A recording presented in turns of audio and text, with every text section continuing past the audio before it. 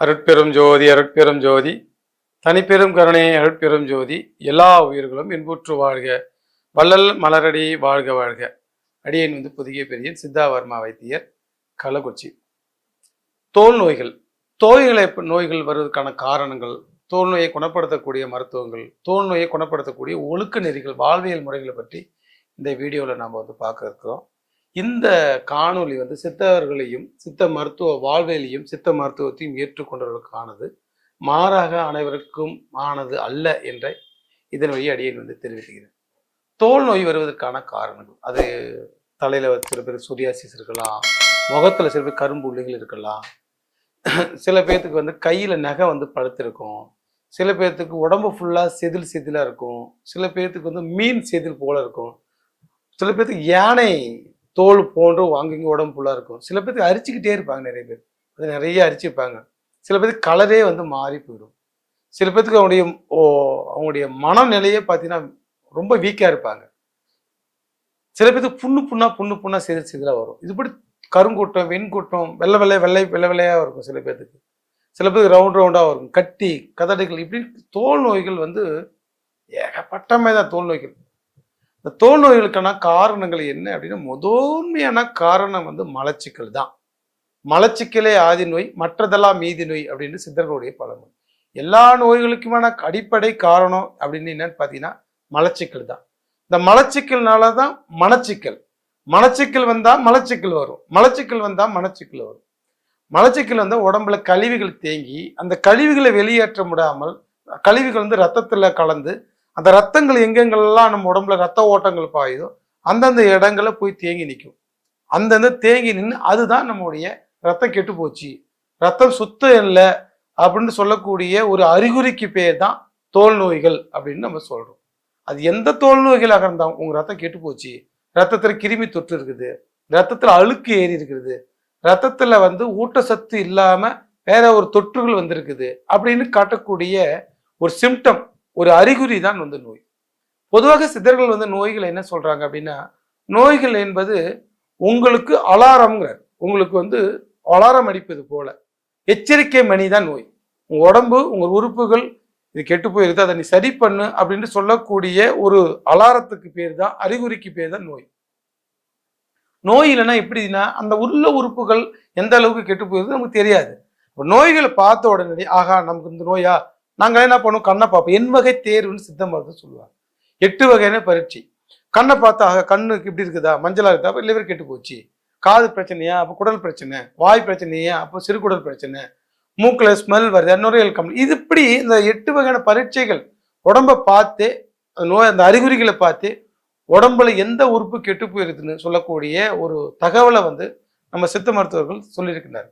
அப்ப என்ன சொல்ல வருதுனாக்க, ரத்தத்தை நீ சுத்தப்படுத்த, அந்த உறுப்பை நீ சரி பண்ணு சொல்லக்கூடிய இதுக்கு பேர் தோல் நோய்கள். அது எவ்வளோ பெரிய தோல் நோய்களாக அறிகுறி தான். என்ன சார் காரணம் அப்படின்னா, முதல் காரணம் மாதிரி மலச்சிக்கல், ரெண்டாவது ஹோட்டல் உணவு. நீ பார்த்தீங்கன்னா ஹோட்டல்ல நிறைய நம்ம நிறைய கெமிக்கல், உணவுக்காக ருசிக்காக கெடாமல் இருப்பதற்காக நிறைய கெமிக்கல்களை ஆட் பண்றாங்க.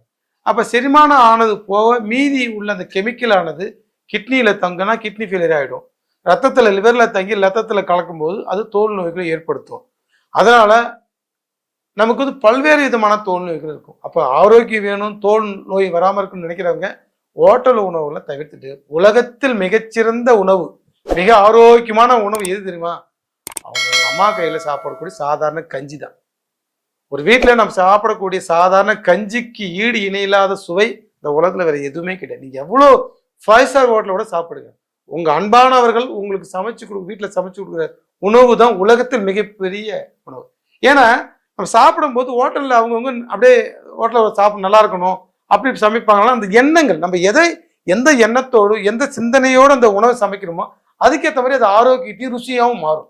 ஒரே பொருள் ஒருத்தவங்க நல்லா சமைப்பாங்க, ஒருத்தவங்க அதே பொருளை கொடுத்தா நல்லா சமைக்க மாட்டாங்க. ஏன்னா அந்த எண்ணம், நம்முடைய அந்த வாசின்னு சொல்லுவாங்க மருத்துவத்தில், நாங்கள் வாசியும் அந்த பாசிட்டிவ் வாசி, பாசிட்டிவ் பிராண ஆற்றோடு சமைக்கும் போது அந்த உணவுக்கு அதிகமான அமுதம், அதிகமான ஆரோக்கியம், அதிகமான சுவையை கொடுக்கும். நெகட்டிவ் லீவ் கொடுக்கல, நைட் டியூட்டி பார்க்குறேன், 24 மணி டியூட்டி பார்க்குறேன், இந்த மாதிரி ஒரு வெறுப்புணர்ச்சியோடு நம்ம உணவகங்களை சமைக்கும் போது அந்த எனர்ஜி, அந்த வைப்ரேஷன் தான் அந்த உணவுல இருக்கும். அதுவே பல நோய்களுக்கு வந்து குணப்படும்.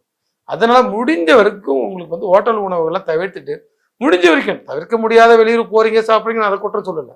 ஆனால் வீட்டில் இருக்கிறவங்க, பக்கத்தில் இருக்கிறவங்க, லோக்கலில் இருக்கிறவங்களாம் முடிஞ்ச வரைக்கும் உங்க வீட்டில் நீங்க சாப்பிட பழகுங்க. இது பல நோய்களுக்கு வராமல் உங்களுக்கு வந்து தடுக்கும். அடுத்தது பார்த்தீங்கன்னா பேதி மருந்து எடுக்காது. அப்படின்னா என்னங்க அப்படின்னு கேட்குறாங்க. இந்த காலகட்டம் எப்படி ஒரு மோசமான காலகட்டமாக போச்சு பாருங்க. ஒரு காலகட்டத்தில் 6 மாசத்துக்கான கம்பல்சரி பேதி மருந்து பெருங்குடலை சுத்தம் செய்தால் மட்டும்தான் நோய் வராமல் இருக்கும். இந்த பழக்க வழக்கம் நம்ம சித்தர்கள் பாரம்பரியமா இந்த உலகத்துக்கு கொடுக்கப்பட்ட ஒரு விஷயம். இன்னைக்கு பார்த்தீங்கன்னா எண்ணெய் தேய்ச்சி குளிக்க அப்படியா? நான் தீபாவளி தான் குளிப்பேங்க, பொங்கலுக்கு தான் குளிப்பேன். பேதி மருந்து நான் வாழ்க்கையில் எடுத்ததே இல்லைம்பாங்க. நிறைய பேஷண்ட்டுகளை, தோல் நோய் பேஷண்ட்களை பேதி மருந்து எடுத்தீங்களானாக்க எடுக்கலம்பாங்க. அப்ப பேதி மருந்து என்னன்னாக்க ஏதாவது நேர்வாளம் கலந்த மருந்துகள் சாப்பிட்டு நம்ம வந்து பெருங்குடலையும் மலக்குடலையும் சுத்தம் செய்யும் போது செரிமானத்தன்மை அதிகமாக கூடும், தோல் நோய்கள் வராது, மலம் ஃப்ரீயா போகும், மலம் அங்க தேங்காது, ரத்தம் வந்து கெடாது, ரத்தம் சுத்தமாக இருக்கும்.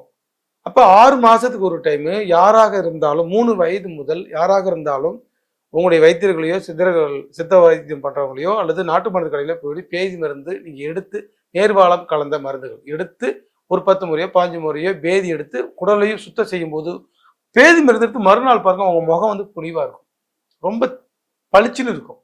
அறிவு வந்து சிந்தனை திறன், அழுக்கு தலையில ஏறிட்டா சிந்தனை திறன் குறையும். அதனால வந்து பேதி மருந்து எடுக்காதது இந்த தோல் நோய்களுக்கு மிகப்பெரிய ஒரு காரணமாக மாறுது. ரெண்டாவது பார்த்தீங்கன்னாக்க உடல் சூடு, எண்ணெய் தேய்ச்சி குளிக்கிறதே கிடையாது. நான் ஏற்கனவே சொல்ல மாதிரி வாரத்தில் ஆண்களாக இருந்தால் புதன்கிழமை சனிக்கிழமை, பெண்களாக இருந்தால் செவ்வாய்க்கிழமை வெள்ளிக்கிழமை, இது ஒவ்வொரு கிழமைகளுக்கும் மனிதனுக்குமே நிறைய சம்பந்தம் இருக்குது. தேவையில்லாத சித்தர்கள்லாம் வகுத்து வைக்கல. அப்ப எண்ணெய் தேய்ச்சி குளிக்கும்போது என்ன ஆகுன்னா நம்முடைய ரோம துவாரங்கள் வழியே நம்முடைய அந்த குளிர்ச்சி, அந்த எண்ணெய்கள் உலர சென்று அந்த தோலை வந்து குளிர்ச்சிப்படுத்தும். தோலை குளிர்ச்சிப்படுத்தும் போது என்ன ஆகும்? சூடு சம்பந்தமான நோய்கள் வராது. ஏன்னா தோல் நோய்க்கு சூடு இருந்தாலும் தோல் நோய்க்கு வெரிகோஸ் வெயின், வெரிகோஸ் செல்லு, நரம்பு சுருட்டல், புண்ணா வர்றது, சீக்கிரமா புண்ணா வர்றது, இதெல்லாம் பார்த்தீங்கன்னா சூடுல வெட்ட சூடு தான். உடம்புல அதிகமாக சூடு தங்கிட்டேன்னா அந்த இடம் வந்து கொதிச்சு போடும். சூடு நம்ம சுட்ட டக்குன்னு புண்ணா இல்லையா? அப்போ ரத்தத்தில் அழல் பித்தம்னு சொல்லுவாங்க. ரத்தத்தில் அதிகமான சூடு இருக்கும்போது அது வந்து எந்த இடத்துல தேங்கி நிற்குதோ அந்த இடத்துல வந்து புண்ணை உற்பத்தி பண்ணிடும். அது அப்புறம் ரொம்ப நாளாக ஆறாம புண்ணு வந்து பல நோய்கள், புற்றுநோய் வரைக்கும் கொண்டு போய் சேர்க்கும். அதனால் உடல் வாரத்தில் ஒரு நாள் வந்து கண்டிப்பாக வாரத்தில் 2 நாள், ஆண்களாக இருந்தாலும் பெண்ணாக இருந்தாலும் எந்த இடத்துல நீங்கள் வாழ்ந்தாலும் காலையில் அதிகாலையில் நல்லெண்ணெய் தேய்ச்சி ஒரு மணி நேரம் வச்சிருந்து ஒரு 1/2 மணி நேரம் வச்சிருந்து குளிங்க. குளிச்சிட்டிங்கனாக்க உங்களுக்கு தோல் நோய்க்கு வராமல் இருக்கும்.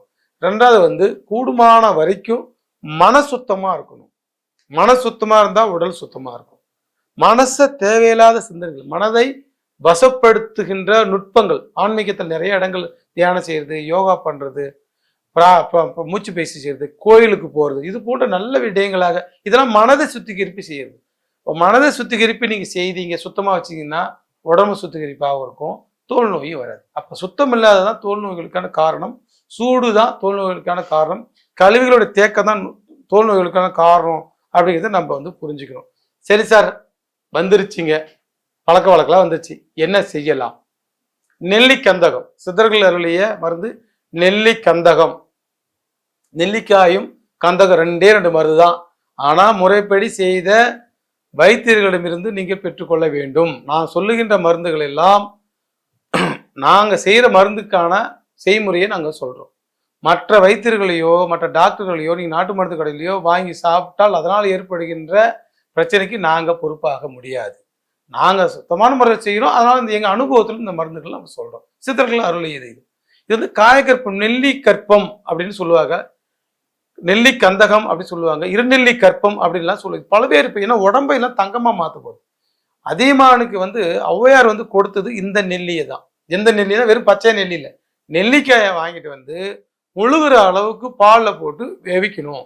வேவிச்சு அந்த கொட்டையில தான் எடுத்துணும். ஏன் நெல்லிக்காய் சுத்தி முதல்ல நெல்லிக்காயில அந்த புளிப்புத்தன்மை போகிற அளவுக்கு நம்ம சுத்தி பண்ணா அது கற்ப மருந்தாக மாறும்.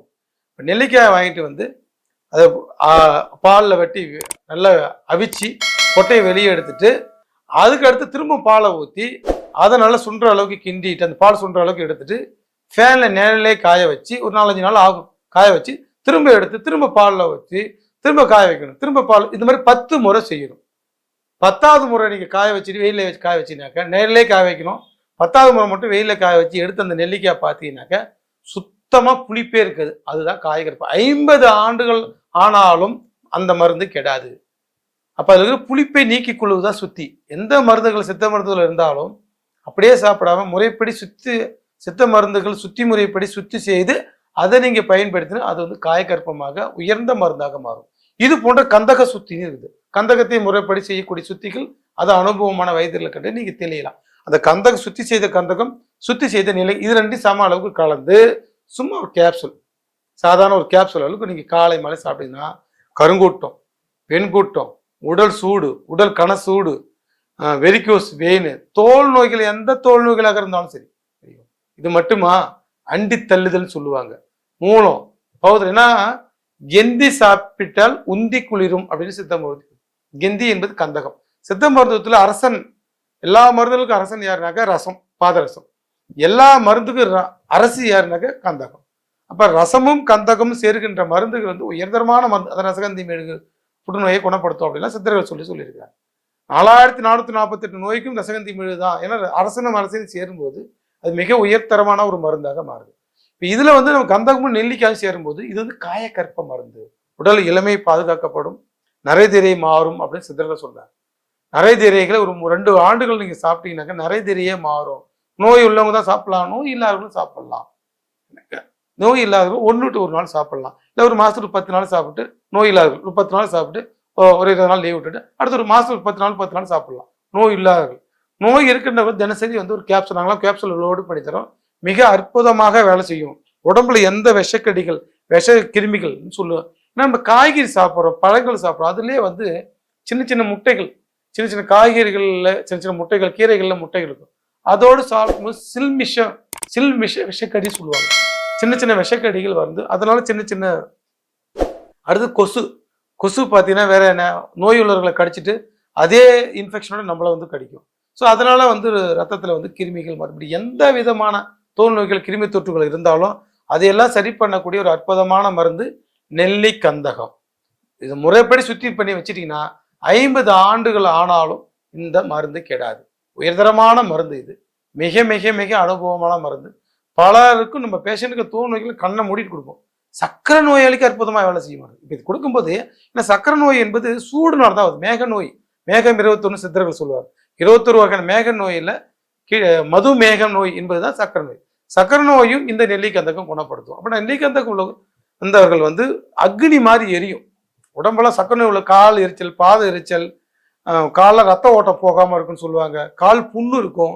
இந்த மாதிரியான நோய்களுக்கெல்லாம் இந்த நெல்லிக்கந்தகம் ரொம்ப அற்புதமாக வேலை செய்யும்.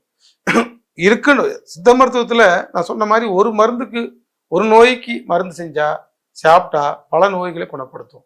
தோல் நோய்க்காக நம்ம இது சாப்பிடும்போது கேன்சரு குணமாகிடும், எய்ட்ஸ் நோய் இருந்தால் குணமாகிடும், பால்வினை தொற்றுகள் தான் குணமாகிடும், தோல் நோய்களை குணமாகிடும். இன்றையும் இளமையாக இருக்கும். கண் பார்வை நல்லா தெரியும். ஏன்னா நெல்லிக்காய் கலந்துக்கிறதுனால விட்டமின் சி இதில் கலப்பதுனால கண் பார்வை தெளிவாகும். லிவர் நல்லா வேலை செய்யும். லிவர் சூப்பராக நல்லா லிவர் குளிர்ச்சிப்படுத்தி ஃபேட்டி லிவர் அந்த மாதிரி நல்லா கரைச்சி விட்டுடும். ஸோ ஒரே மருந்து தான், ஆனால் பல நோய்களை வந்து சரியாகும். சிறுநீரக நோய் ரொம்ப அற்புதமாக வேலை செய்யும். ஏன்னா நெல்லி கந்தகம் சேர்றதுனால குளிர்ச்சியாகும். சிறுநீரகத்தை வந்து குளிர்ச்சிப்படுத்தி தேவையில்லா யூரினரி இன்ஃபெக்ஷன் சொல்லுவாங்க, யூரினரி சொல்லுவாங்க. அந்த யூரினரி இன்ஃபெக்ஷனையும் வந்து இது குணப்படுத்தும். பெண்களுக்கு பார்த்தீங்கன்னா வெளி பாத்ரூம் நம்ம கழிவறை இல்லாமல் வெளியில் போகிறப்ப பாத்ரூம் யூஸ் பண்ணுறதுனா அதில் கிருமி தொற்றுக்கு வந்து எரிச்சல் இருக்கும். அது சில பேர்த்துக்கு வெள்ளை போடுதல் இருக்கும், சில பேர்த்துக்கு ரத்தங்கள் மாறும், சில பேர்த்துக்கு பச்சை நிறத்தில் வெள்ளை வரும். இது போன்ற எந்த நோய்களாக இருந்தாலும் சிறுநீரக தொற்று, எந்த சிறுநீரக தொற்றுகள் இருந்தால் ஆண் பெண் யாருக்கு இருந்தாலும் இந்த நெல்லிக்கந்தகம் வந்து சரியாகும். ஆனால் அதை முறைப்படி சுத்தி செய்யணும். 10 முறை நெல்லிக்காய் சுத்தி பண்ணணும். ஒரு 5-6 முறை வந்து நம்ம வந்து கந்தகத்தை சுத்தி பண்ணணும். 2 மருந்து சேர்ந்து செய்யக்கூடிய ஒரு மிக அற்புதமான மருந்து.